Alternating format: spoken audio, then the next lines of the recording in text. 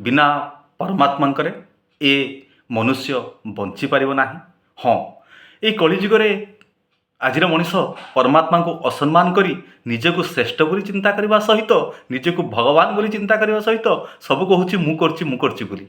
କିନ୍ତୁ ଯଦି ଦେଖିବାକୁ ଯାଏ ତା ନିଜର ଜୀବନ ତା ହାତରେ ନାହିଁ। ସେଥିପାଇଁ ତ ପରମାତ୍ମା ସବୁକିଛି ବ୍ୟକ୍ତିକି ଦେଇଛନ୍ତି, କିନ୍ତୁ ନିଜର ଜୀବନ ବଞ୍ଚି ରହିବାର ସାର୍ଟିଫିକେଟ୍ ପରମାତ୍ମା ନିଜ ହାତରେ ରଖିଛନ୍ତି। ଯଦି ପରମାତ୍ମା ସେ ବ୍ୟକ୍ତିକୁ ଦେଇଥାନ୍ତେ ବଞ୍ଚି ରହିବାର ସାର୍ଟିଫିକେଟ୍ ସବୁଦିନ ପାଇଁ, ତାହେଲେ ସେ ବ୍ୟକ୍ତି ଆଜି ସମାଜକୁ ମାନିନଥାନ୍ତା, ପରମାତ୍ମାଙ୍କ ନାମ ଶବ୍ଦ ଉଠି ଯାଇଥାନ୍ତା।